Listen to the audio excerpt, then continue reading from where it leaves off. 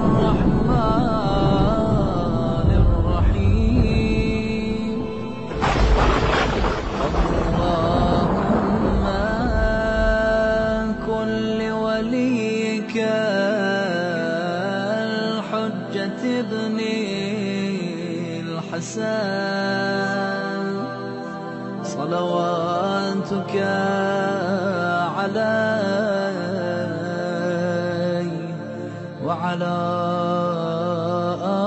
آبائه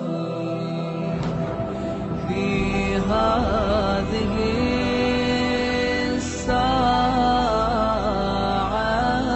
الساعة وفي كل ساعة وليا وحافظا وقائدا وناصرا ودليلا وعينا حتى تسكنه أرضك طوعا وتمتعه فيها طويلا برحمتك يا أرحم الراحمين. اعوذ باللہ من الشیطان الرجیم بسم اللہ الرحمن الرحیم وبہ نستعین وصلی اللہ علی سیدنا محمد واہل بیتہ الطیبین الطاہرین اللہم صلی علی محمد وآل محمد وعجل فرجہم. یہ 3 دقیقے در قیامت جو فارسی کتاب ہے، یعنی قیامت کے 3 منٹ، اس کتاب کا یہ 4تھا پارٹ ہے، 4تھا لیکچر ہے، جس میں یہ جناب اس میز تک پہنچتے ہیں جہاں پر نوجوان بیٹھا ہوا ہے، اور وہ نوجوان ایک بہت ہی موٹی کتاب نکال کر ان کے سامنے رکھتا ہے، اور وہ جب یہ جناب اس کتاب کو بڑی تعجب سے دیکھتے ہیں تو وہ کہتا ہے یہ کتاب تمہاری ہی کتاب ہے، کھولو اور پڑھو، آج حساب کرنے کے لیے بس اتنا ہی کافی ہے کہ تم اپنی کتاب کو خود سے پڑھو. تو یہ جناب کہتے ہیں کہ یہ کتنا جانا پہچانا جملہ ہے کہ ہمارے استاد جب ہم قرآن کی کلاس میں جایا کرتے تھے تو وہ بارہا ہم سے یہ آیت کی تلاوت کر کے اشارہ کرتے تھے. وہ آیت اس طرح سے ہے: اقرأ کتابک کفی بنفسک اليوم علیک الحسیبہ، یعنی آج تمہارے لیے اتنا ہی کافی ہے کہ تم اپنی کتاب کو پڑھو اور یہ تمہاری حساب داری ہوگی. میں کچھ دیر کتاب کو دیکھتا رہا، پھر کچھ دیر انتظار کرنے کے بعد میں نے کتاب کھولی تو کتاب کے دائیں طرف سب سے اوپر کی اور لکھا ہوا تھا 13 سال 6 مہینے اور 4 دن. تو ان جناب نے پوچھا یہ کیا عدد لکھا ہوا ہے، یہ کیا نمبر لکھا ہوا ہے؟ تو وہ شخص جو جوان میز کے پیچھے بیٹھا ہوا تھا اس نے کہا کہ یہ وہ تاریخ ہے جب تم اپنے بلوغ پر پہنچے تھے، یعنی تمہیں بلوغ حاصل ہو چکا تھا. لیکن یہ جناب کہتے ہیں کہ میرے ذہن میں بہت کلیئرلی یہ تھا کہ یہ جو تاریخ لکھی ہوئی ہے یہ 15 سال سے کم ہے، یعنی میں جب میرے حساب سے بلوغ پر پہنچا تھا یہ تاریخ اس سے کم تھی. اور وہ میرے دماغ کو پڑھنے لگا اور اس نوجوان نے مجھ سے کہا کہ بلوغ کی نشانیاں فقط وہ نہیں جو تمہارے ذہن میں ہے، بلکہ بلوغ کی نشانیاں دوسری بھی ہے، اور یہ وہی دقیق تاریخ ہے جب تم بالغ ہو گئے تھے. میں یہ ان کی بات سن کر چپ ہو گیا.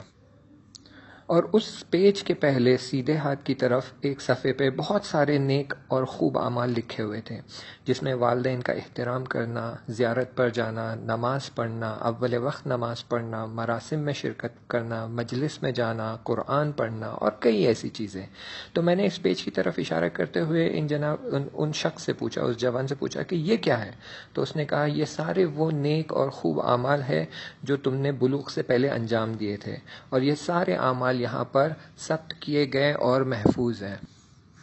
اور اس سے پہلے کہ وہ کتاب کھول کر ایسے اعمال جو بلوغ کے بعد میں نے انجام دیے ہیں اس کی حساب داری شروع کرے، اس نے کتاب کو اوپر سے نیچے تک دیکھا اور اس جوان نے کہا کہ تمہاری نمازیں اچھی تھی اور ساری خوب تھی اور ان کو قبول کیا جاتا ہے، اسی لیے ہم باقی کے اعمال کی بررسی کریں گے۔ جب اس نوجوان نے یہ کہا تو فوراً وہ حدیث میرے ذہن میں آ گئی کہ جہاں پر رسول خدا صلی اللہ علیہ وآلہ وسلم نے فرمایا تھا کہ پہلی چیز جو خدا نے میری امت پر واجب کی ہے وہ نماز پنجگانے ہے، اور پہلی چیز جو خدا کی طرف ہمارے اعمال میں سے جاتی ہے وہ نماز پنجگانے ہے، اور وہ پہلی چیز جس کے بارے میں میری امت سے حساب داری کی جائے گی اور حساب رسی کی جائے گی وہ نماز پنجگانے ہے۔ بس خدا کا شکر کہ میری نماز خوب تھی، اور ہم پھر ہمارے آگے کے اعمال کی بررسی کرنا شروع کرتے ہیں۔ ویسے میں یہ بتاتا چلوں کہ بالغ ہونے سے پہلے میں نماز پڑھنا شروع کر چکا تھا، اور میرے ماں باپ نے میری بہت ہمت افزائی کی اور بہت سپورٹ کیا۔ اسی وجہ سے ہمیشہ میں مسجد میں حاضر رہتا تھا، اور میری تقریباً تمام نمازیں مسجد میں ہوتی تھی۔ بہت کم ایسا ہوا ہے کہ کبھی میری صبح کی نماز قضا ہوئی ہوگی، اور خدا نخواستہ اتفاقاً اگر کبھی میری کوئی صبح کی نماز قضا ہو جاتی تو میں تا شام، تا مغرب، تا عشاء، تا شب میں بہت ہی ناراحت اور افسردہ اور بہت ہی افسوسناک حالت میں ہوتا۔ اور اسی وجہ سے کہ میرے ماں باپ نے مجھے اتنی اچھی تربیت دی، میں نماز کو بہت زیادہ اہمیت دیتا تھا، اور اس اہمیت کو میں بچپن سے ہی میرے ماں باپ سے سیکھا تھا، اور خدا کا شکر یہ اہمیت ہمیشہ میرے دل میں باقی تھی، اور اسی وجہ سے میری نماز مورد قبول ہوئی۔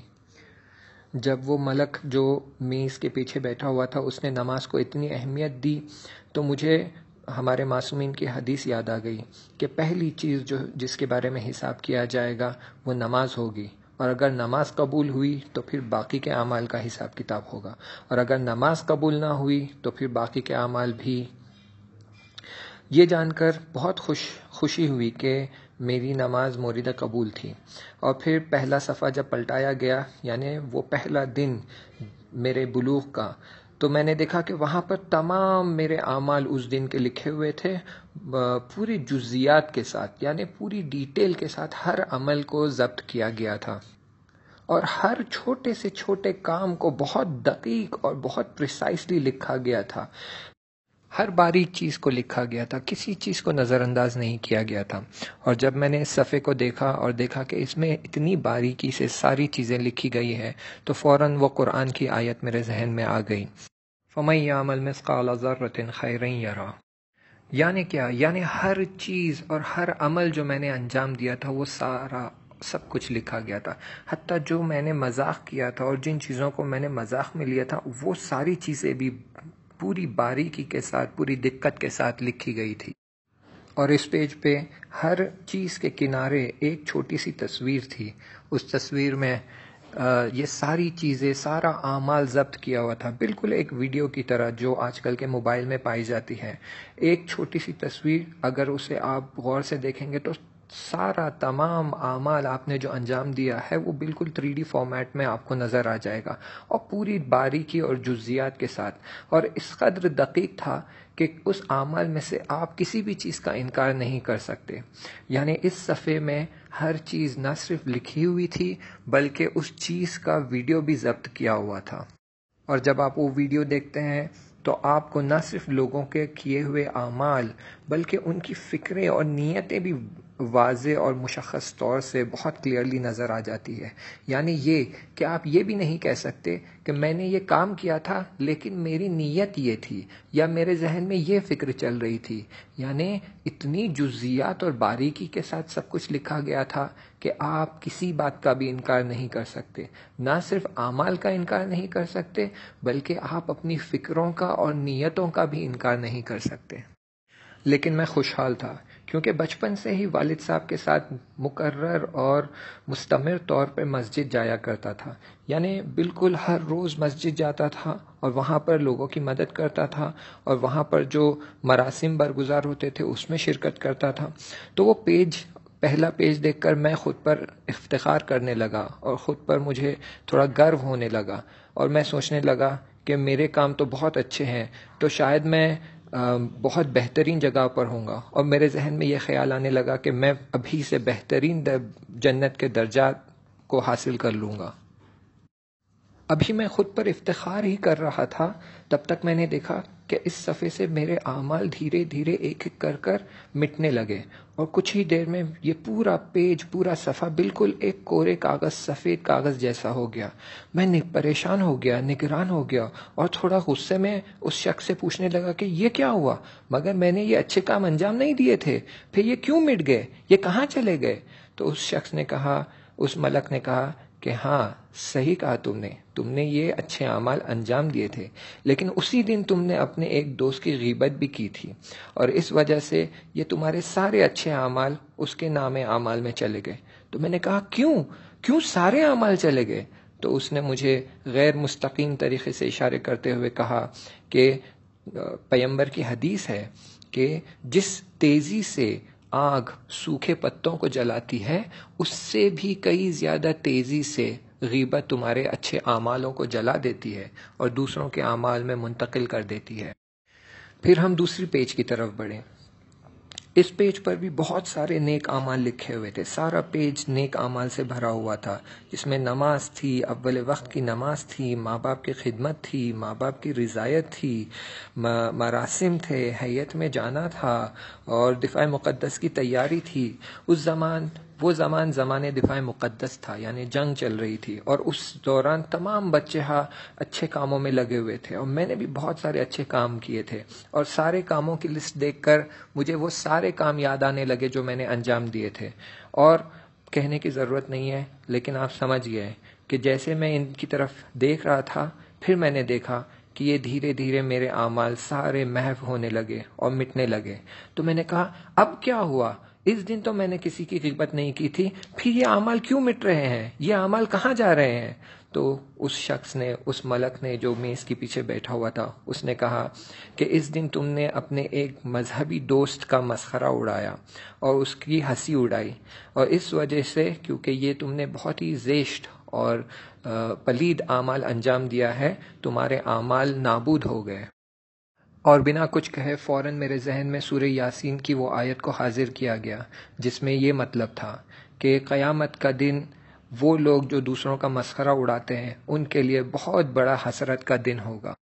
میں سمجھ گیا یہ آیت کس طرف اشارہ کر رہی تھی۔ میں بڑا ہی شوق انسان تھا، یعنی بہت ہنسی مذاق کرنے والا، مذاق اڑانے والا، دوسروں کو ستانے والا، اس طرح کا انسان تھا۔ مجھے ہنسی مذاق بہت پسند تھا، میں دوسروں کو چھیڑتا تھا، ان کے ساتھ مستی کرتا تھا۔ پھر میں سوچنے لگا کہ اگر واقعاً ایسا ہی ہے کہ ہر ہنسی مذاق کے لیے، ہر وہ لحظہ جب میں نے کسی اور کو ستایا ہے، اس کی وجہ سے اگر میرے اعمال سارے کے سارے نابود ہونے والے ہیں، تو میری تو بہت ہی بری حالت ہونے والی ہے۔ انشاءاللہ باقی کا مطلب نیکسٹ لیکچر میں آپ کے ساتھ شیئر کروں گا۔ سنتے رہیے اور جتنا ممکن ہے اس سے سبق لیجئے، اور دیکھیے اس شخص کی بہت چھوٹی چھوٹی غلطیوں کی وجہ سے اس کے کتنے بڑے بڑے اعمال اس کے ہاتھ سے چلے گئے۔ انشاءاللہ 5ویں جلسے میں آگے کی داستان آپ کو بتاتا ہوں۔ تب تک کے لیے التماس دعا، خدا حافظ۔ اللهم صل على